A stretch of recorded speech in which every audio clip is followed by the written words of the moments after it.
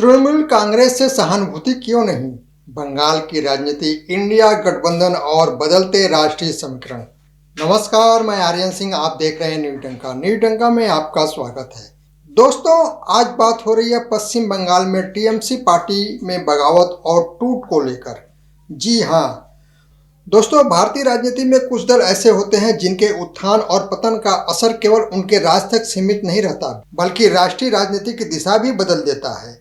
आज हम बात करने जा रहे हैं पश्चिम बंगाल की राजनीति में आए उस बड़े भूचाल के जिसने न केवल तृणमूल कांग्रेस की नींव को हिलाया, बल्कि पूरे विपक्षी गठबंधन यानी इंडिया ब्लॉक के भविष्य पर भी प्रश्न चिन्ह लगा दिया है।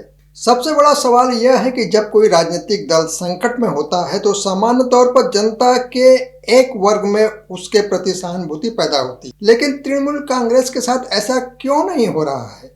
आखिर क्यों बंगाल की राजनीति में ममता बनर्जी की पार्टी को लेकर लोगों में वह भावनात्मक समर्थन दिखाई नहीं दे रहा है जो किसी अन्य संकटग्रस्त दल को मिल सकता है? यही वह प्रश्न है जिसने राजनीति विश्लेषकों का ध्यान आकर्षित किया है। दोस्तों, घटनाक्रमों को चर्चा करते हुए जो बात कही गई है वे केवल तृणमूल कांग्रेस की स्थिति को नहीं बताती, बल्कि भारतीय विपक्ष की व्यापक चुनौतियों को भी उजागर करती है। तृणमूल कांग्रेस की कहानी विचारधारा नहीं, सत्ता विरोध से जन्मी पार्टी। सबसे पहले हमें तृणमूल कांग्रेस की उत्पत्ति को समझना होगा। भारत में अधिकांश बड़ी राजनीतिक पार्टियों की पहचान किसी न किसी विचारधारा से जुड़ी रही। भाजपा राष्ट्रवाद और सांस्कृतिक राजनीति की बात करती है, कांग्रेस उदार लोकतांत्रिक राजनीति का दावा करती है। वामपंथी दल वर्ग संघर्ष और समाजवादी विचारधारा पर आधारित रहे हैं। लेकिन तृणमूल कांग्रेस की स्थापना किसी वैचारिक आंदोलन से नहीं हुई थी। 1998 में ममता बनर्जी ने कांग्रेस से अलग होकर तृणमूल कांग्रेस बनाई थी। उसमें उनका एक ही लक्ष्य था, पश्चिम बंगाल में 34 वर्षों से शासन कर रहे वाम मोर्चे को सत्ता से हटाना। यानी पार्टी की बुनियादी किसी स्पष्ट वैचारिक दर्शन पर नहीं, बल्कि सत्ता परिवर्तन के आंदोलन पर रखी गई थी। यही कारण कि जब तक वामपंथ सत्ता में था, तृणमूल कांग्रेस के पास जनता को एक स्पष्ट राजनीतिक लक्ष्य दिखाने का अवसर था। लेकिन जैसे ही 2011 में वामपंथी सरकार सत्ता से बाहर हुई और ममता बनर्जी मुख्यमंत्री बनी, उसके बाद पार्टी को अपनी वैचारिक पहचान गढ़नी थी। राजनीतिक विश्लेषकों का मानना है कि यही वह मोड़ था जहां तृणमूल कांग्रेस सफल नहीं हुई। दोस्तों, सत्ता के 15 वर्ष और जनता की अपेक्षाएं। कोई भी राजनीतिक दल यदि 1.5 दशक तक सत्ता में रहता है तो जनता की अपेक्षाएं बढ़ जाती हैं। पश्चिम बंगाल में भी ऐसा ही हुआ। 2011 में जब ममता बनर्जी सत्ता में आई तो उन्हें परिवर्तन की प्रतीक के रूप में माना गया।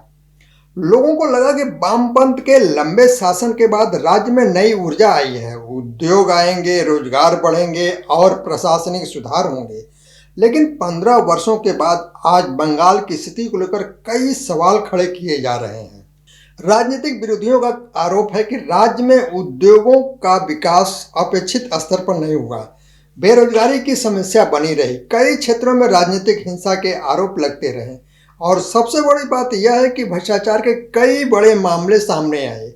स्कूल भर्ती घोटाला, शिक्षक नियुक्ति विवाद हो या स्थानीय प्रशासन से जुड़े आरोप, इन सब ने जनता के एक हिस्से में असंतोष पैदा किया। यही कारण है कि आज तृणमूल कांग्रेस राजनीतिक संकट से गुजर रही है। तब व्यापक सहानुभूति का माहौल नहीं बन पा रहा है। क्या तृणमूल कांग्रेस सत्ता की पार्टी बनकर रह गई? भारतीय राजनीति में कुछ दल ऐसे होते हैं जो सत्ता से बाहर होने के बाद भी मजबूत बने रहते हैं, क्योंकि उनके पास मजबूत वैचारिक आधार होता है। लेकिन जिन दलों की राजनीति मुख्यतः सत्ता के इर्द गिर्द घूमती है, वे सत्ता खोने के बाद तेजी से कमजोर हो जाते हैं। कई विश्लेषकों का मानना है कि तृणमूल कांग्रेस इसी चुनौती का सामना कर रही है। जब पार्टी सत्ता में थी तब विभिन्न वर्गों के नेताओं, कार्यकर्ता और स्थानीय प्रभावी लोग उनके साथ जुड़े रहे। लेकिन जैसे ही सत्ता कमजोर होती दिखाई दी, वहीं लोग नए राजनीतिक विकल्प तलाशने लगते हैं। भारत के राजनीतिक इतिहास में यह पहली बार नहीं हो रहा है। जनता दल, तेलुगु देशम पार्टी, समाजवादी धड़े और कई क्षेत्रीय दलों के साथ भी ऐसा हो चुका है। सत्ता का आकर्षण कम होते ही संगठनात्मक संकट सामने आने लगता है। कांग्रेस के प्रति ममता बनर्जी का बदला हुआ रवैया, यह भी एक दिलचस्प राजनीति परिवर्तन है। कुछ वर्ष पहले जब ममता बनर्जी कांग्रेस की सबसे बड़ी आलोचकों में थी। दोस्तों, आपको बता दूं कि 2024 के लोकसभा चुनाव से पहले उन्होंने कई बार कांग्रेस नेतृत्व की क्षमता पर सवाल उठाए थे। उन्होंने यह तक कहा था कि कांग्रेस राष्ट्रीय स्तर पर बहुत कमजोर हो चुकी है, लेकिन आज परिस्थितियां बदल गई हैं और कांग्रेस तृणमूल कांग्रेस के बीच सहयोग की चर्चाएं हो रही हैं। कुछ राजनीतिक हलकों में तो दोनों दलों के बीच अधिक निकटता की संभावनाओं पर भी चर्चा होने लगी है। यह बदलाव केवल राजनीतिक नहीं बल्कि मजबूरी का संकेत भी माना जा रहा है। जब कोई क्षेत्रीय दल राष्ट्रीय स्तर पर अलग थलग पड़ने लगता है, तब वह पुराने विरोधियों के साथ भी नए समीकरण बनाने लगता है। जनता का गुस्सा या राजनीतिक बदलाव। दोस्तों, आज बंगाल में जो माहौल दिखाई दे रहा है उसे केवल सत्ता विरोधी लहर कहना पर्याप्त नहीं है, यह एक मनोवैज्ञानिक बदलाव भी है। कई जगहों पर तृणमूल कांग्रेस के नेताओं को विरोध का सामना करना पड़ा। कुछ क्षेत्रों में जनता के बीच असंतोष खुलकर सामने आया। राजनीतिक पर्यवेक्षकों का मानना है कि जब किसी पार्टी के समर्थक भी सार्वजनिक रूप से उनका बचाव करने में असहज महसूस करने लगे तो यह गंभीर संकेत होता है। यही कारण है कि तृणमूल कांग्रेस के कई नेता भी भविष्य को लेकर चिंतित दिखाई दे रहे हैं। उन्हें डर है कि यदि राजनीतिक परिस्थितियां इसी तरह बदलती रहीं तो उनके लिए जनता के बीच जाना मुश्किल हो सकता है। अब आते हैं इंडिया गठबंधन की मुश्किलें। दोस्तों, तृणमूल कांग्रेस का संकट केवल बंगाल तक सीमित नहीं है, इसका सीधा प्रभाव इंडिया गठबंधन पर भी पड़ रहा है। विपक्षी एकता का विचार इस धारणा पर आधारित था कि सभी दल भाजपा के खिलाफ एकजुट होकर चुनाव लड़ेंगे, लेकिन वास्तविकता में गठबंधन के भीतर ही नेतृत्व, रणनीति और भविष्य को लेकर मतभेद दिखाई देने लगे। दोस्तों, विश्लेषकों ने जिस बैठक का उल्लेख किया वह भी इसी उद्देश्य से आयोजित की गई। विपक्ष एकता को नुकसान न पहुंचे, लेकिन बैठक खत्म होते ही कई नेताओं के बयान सामने आए जिन्होंने गठबंधन की अंदरूनी स्थिति को उजागर कर दिया। सबसे दिलचस्प उदाहरण जम्मू कश्मीर के मुख्यमंत्री और नेशनल कॉन्फ्रेंस नेता ओमर अब्दुल्ला का माना जा रहा है। बैठक में शामिल होने के बाद उन्होंने प्रधानमंत्री नरेंद्र मोदी की प्रशंसा की। राजनीतिक संकेतों की भाषा में यह एक महत्वपूर्ण संदेश माना जाता है। अब बात आती है, क्या विपक्ष के पास साझा एजेंडा है? यह सवाल लगातार पूछा जा रहा है। क्या विपक्ष केवल भाजपा के विरोध के आधार पर एकजुट रह सकता है या फिर उसे कोई सकारात्मक वैकल्पिक एजेंडा भी देना होगा? अब तक विपक्ष इस प्रश्न का स्पष्ट उत्तर नहीं दे पाया है और यही इंडिया गठबंधन की सबसे बड़ी कमजोरी बनती जा रही है। दोस्तों, आखिर क्यों पश्चिम बंगाल में तृणमूल कांग्रेस को वह राजनीतिक सहानुभूति नहीं मिल रही है जो सामान्य किसी संकटग्रस्त राजनीतिक दल को मिलती है? हमने यह भी समझने की कोशिश की कि तृणमूल कांग्रेस की वैचारिक सीमाएं, सत्ता विरोधी माहौल और जनता के भीतर जमा असंतोष किस प्रकार आज उसकी सबसे बड़ी चुनौती बन चुके हैं। दोस्तों, वहीं दूसरी ओर पश्चिम बंगाल की राजनीति में एक और महत्वपूर्ण नाम है अभिषेक बनर्जी। लंबे समय से उन्हें तृणमूल कांग्रेस का भविष्य माना जाता रहा, लेकिन वर्तमान राजनीतिक संकट उनके सामने भी कई चुनौतियां खड़ी कर रहा है। यदि पार्टी का जनाधार कमजोर होता है तो सबसे बड़ा प्रभाव नेतृत्व की विश्वसनीयता पर पड़ता है। अभिषेक बनर्जी को अब केवल संगठन संभालने का नहीं बल्कि जनता का भरोसा दोबारा जीतने का काम करना होगा। यही उनके राजनीतिक भविष्य की असली परीक्षा होगी। अब यदि दूसरी तरफ देखें तो एनडीए गठबंधन अपेक्षाकृत ज्यादा स्थिर दिखाई देता है। इसके पीछे कई कारण है। पहला कारण स्पष्ट नेतृत्व। एनडीए में नेतृत्व को लेकर कोई भ्रम नहीं है। प्रधानमंत्री नरेंद्र मोदी गठबंधन का चेहरा है। दूसरा कारण साझा राजनीतिक लक्ष्य। तीसरा कारण है गठबंधन सहयोगियों को साथ लेकर चलने की रणनीति। राजनीतिक विश्लेषकों का मानना है कि भाजपा ने पिछले एक दशक में गठबंधन प्रबंधन की कला को काफी बेहतर तरीके से विकसित किया है। यही कारण है कि अलग अलग राज्यों में कई क्षेत्रीय दल एनडीए के साथ बने हुए हैं। उत्तर प्रदेश क्यों बना हुआ है सबसे बड़ा राजनीतिक युद्ध क्षेत्र?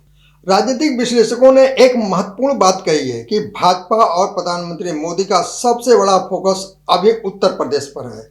इसके पीछे स्पष्ट कारण है। उत्तर प्रदेश केवल एक राज्य नहीं, यह भारतीय राजनीति का शक्ति केंद्र है।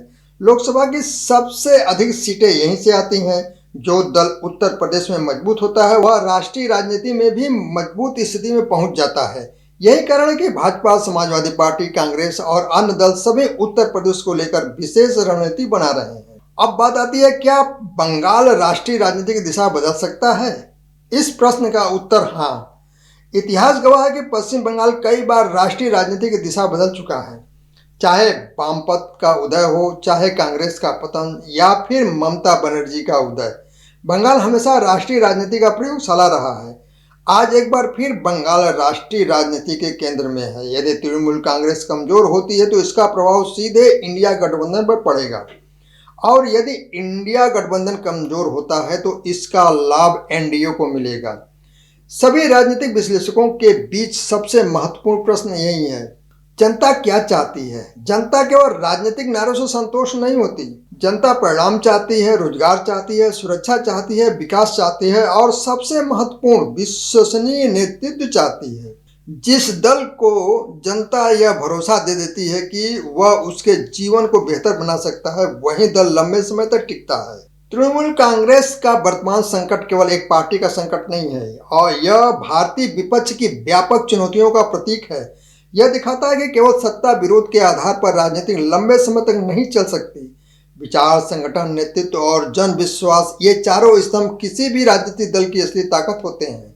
आज तृणमूल कांग्रेस इन चारों मोर्चों पर परीक्षा से गुजर रही है। वहीं दूसरी ओर एनडीए इस स्थिति को अपने लिए अवसर के रूप में देख रहा है। आने वाले वर्षों में पश्चिम बंगाल, उत्तर प्रदेश और राष्ट्रीय राजनीति के ये बदलते समीकरण यह तय करेंगे कि भारत की राजनीति किस दिशा में आगे बढ़ेगी। और शायद यही कारण है कि आज पूरा देश बंगाल की राजनीति को केवल राज्य की राजनीति नहीं, बल्कि राष्ट्रीय राजनीति के भविष्य के संकेत के रूप में देख रहा है। क्या वह पार्टी जिसने कभी पश्चिम बंगाल की राजनीति पर लगभग 1.5 दशक तक एक छत्र राज किया, अब अपने सबसे कठिन दौर से गुजर रही है? और क्या कांग्रेस के साथ विलय या व्यापक राजनीति पुनर्गठन की चर्चाओं में कोई वास्तविकता है? इन सवालों के जवाब केवल बंगाल की राजनीति ही नहीं, बल्कि 2029 के लोकसभा चुनाव की दिशा भी तय कर सकते हैं। राजनीतिक दल कैसे कमजोर होते हैं? राजनीतिक विज्ञान का एक पुराना सिद्धांत है, कोई भी दल अचानक खत्म नहीं होता, उसका पतन धीरे धीरे होता है। सबसे पहले संगठन कमजोर होता है, फिर नेतृत्व पर सवाल उठते हैं, फिर कार्यकर्ताओं का मनोबल गिरता है और अंत में जनता का विश्वास कम होने लगता है। आज तृणमूल कांग्रेस के सामने लगभग यही चारों चुनौतियां दिखाई दे रही हैं। कभी जो पार्टी ममता बनर्जी के नाम पर अजय मानी जाती थी, आज उसके भीतर असंतोष की खबरें सामने आ रही हैं। कुछ नेता खुलकर नाराजगी जता रहे हैं, कुछ चुपचाप दूरी बना रहे हैं और कुछ अपने राजनीतिक भविष्य के लिए नए विकल्प तलाश रहे हैं। तो क्या तृणमूल कांग्रेस सिर्फ ममता बनर्जी पर टिकी हुई है? यह सवाल बेहद महत्वपूर्ण है। भारत की कई क्षेत्रीय पार्टियां एक व्यक्ति के इर्द गिर्द खड़ी हुई हैं। समाजवादी पार्टी मुलायम सिंह यादव के इर्द गिर्द बनी, राष्ट्रीय जनता दल लालू प्रसाद यादव के इर्द गिर्द विकसित हुई, शिवसेना बाला साहब ठाकरे के व्यक्तित्व से जुड़ी रही, तृणमूल कांग्रेस भी काफी हद तक ममता बनर्जी के व्यक्तित्व पर आधारित पार्टी रही, यानी पार्टी और नेता की पहचान लगभग एक हो गई। ऐसी पार्टियों की सबसे बड़ी समस्या यही होती है कि जब नेतृत्व कमजोर होता है तो संगठन भी संकट में आ जाता है। यही कारण है कि आज बंगाल में सबसे बड़ा सवाल ममता बनर्जी की लोकप्रियता नहीं, बल्कि पार्टी की संस्थागत मजबूती का है। दोस्तों, राजनीतिक में अफवाहें अक्सर किसी वास्तविक चिंता से जन्म लेती हैं। तृणमूल कांग्रेस और कांग्रेस के संभावित समीकरण की चर्चा भी उसी प्रकार की है। हालांकि किसी औपचारिक विलय की पुष्टि नहीं हुई है, लेकिन राजनीतिक विश्लेषक मानते हैं कि दोनों दलों के रिश्तों में नरमी आना एक संकेत जरूर है। याद कीजिए, यही ममता बनर्जी थी जिन्होंने कांग्रेस नेतृत्व पर सबसे तीखे हमले किए थे। यही ममता थी जिन्होंने कांग्रेस को अप्रासंगिक बताया था, लेकिन आज वही कांग्रेस संभावित सहयोगियों के रूप में दिखाई दे रही है। इसका अर्थ यह नहीं कि विलय निश्चित है, लेकिन यह जरूर बताता है कि राजनीति मजबूरियां बदल चुकी हैं। अब आइए उस दल की बात करते हैं जो पूरे घटनाक्रम को सबसे ज्यादा ध्यान से देख रहा है, भारतीय जनता पार्टी। भाजपा पिछले कई वर्षों से पश्चिम बंगाल में अपनी जमीन मजबूत करने की कोशिश कर रही थी। वर्ष 2014 से पहले बंगाल भाजपा के लिए लगभग राजनीतिक रेगिस्तान था, लेकिन 2019 के लोकसभा चुनाव में पार्टी ने बड़ा प्रदर्शन किया। उसके बाद भाजपा ने यह समझ लिया कि बंगाल भविष्य का सबसे महत्वपूर्ण राजनीतिक मोर्चा बन सकता है। भाजपा की रणनीति 3 स्तरों पर काम करती दिखाई दी। पहला, तृणमूल कांग्रेस के खिलाफ भ्रष्टाचार और शासन संबंधी मुद्दों को उठाना। दूसरा, संगठन को गांव गांव तक मजबूत करना। तीसरा, उन नेताओं को अपने साथ जोड़ना जो तृणमूल कांग्रेस से असंतुष्ट हैं। यदि तृणमूल कांग्रेस में आंतरिक टूट बढ़ती है तो इसका सबसे बड़ा लाभ भाजपा को मिल सकता है। कई वर्षों से अभिषेक बनर्जी को तृणमूल कांग्रेस का उत्तराधिकारी माना जाता रहा, लेकिन उत्तराधिकारी होना और संकट के समय नेतृत्व साबित करना दो अलग बातें हैं। जब पार्टी मजबूत होती है तब नेतृत्व करना अपेक्षाकृत आसान होता है, लेकिन जब पार्टी संकट में हो तब नेतृत्व की असली परीक्षा होती है।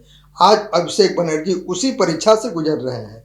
उन्हें केवल संगठन को संभालना नहीं, उन्हें यह भी साबित करना है कि तृणमूल कांग्रेस ममता बनर्जी के बाद भी जीवित रह सकती है। दोस्तों, भारतीय राजनीति में चुनाव केवल मतदान वाले वर्ष में नहीं लड़े जाते हैं, उनकी तैयारी वर्षों पहले शुरू हो जाती है।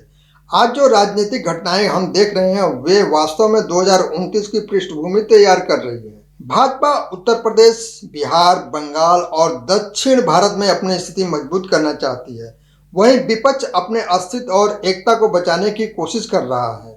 यानी 2029 का चुनाव केवल सीटों की लड़ाई नहीं होगा, यह राजनीतिक मॉडल की लड़ाई होगी। अब दूसरी ओर राजनीतिक दल अक्सर यह भूल जाते हैं कि अंततः फैसला जनता करती है। न मीडिया, न रणनीतिकार, न गठबंधन, न सर्वेक्षण, अंतिम निर्णय जनता का होता है। यदि जनता को लगता है कि कोई दल अहंकार में आ गया है तो वह उसे सत्ता से बाहर कर देती है। यदि जनता को लगता है कि कोई दल बेहतर विकल्प है तो वह उसे सत्ता सौंप देती है। पश्चिम बंगाल में भी अंत यही हुआ। जनता तय करेगी कि तृणमूल कांग्रेस को एक और मौका देना है या किसी नए विकल्प को आगे बढ़ाना है। तृणमूल कांग्रेस के संकट को केवल एक क्षेत्रीय राजनीतिक घटना मानना बड़ी भूल होगी। यह भारतीय राजनीति के उस संक्रमण काल का हिस्सा है जिसमें पुराने राजनीतिक समीकरण टूट रहे हैं और नए समीकरण बन रहे हैं। ममता बनर्जी की पार्टी आज जिस मोड़ पर खड़ी है वहां से आगे दो रास्ते दिखाई देते हैं। पहला, संगठन को पुनर्जीवित कर जनता का विश्वास वापस जीतना। दूसरा, लगातार कमजोर होते हुए राजनीतिक प्रासंगिकता खो देना। उधर भाजपा इस अवसर को अपने विस्तार के रूप में देख रही है, कांग्रेस इसे विपक्षी पुनर्गठन के अवसर के रूप में देख रही है और इंडिया गठबंधन इसे अस्तित्व की लड़ाई के रूप में देख रहा है। इसलिए बंगाल की राजनीति केवल बंगाल की राजनीति नहीं रह गई है, यह भारत की राजनीति के अगले अध्याय का प्रारंभ बन चुकी है और आने वाले वर्षों में कुछ भी हो उसका असर केवल कोलकाता तक सीमित नहीं रहेगा बल्कि दिल्ली की सत्ता के गलियारों तक सुनाई देगा। दोस्तों, अगर आपको यह राजनीतिक विश्लेषण पसंद आया हो तो इसे शेयर जरूर करें। फिर मिलेंगे नए राजनीतिक विमर्श के साथ। धन्यवाद।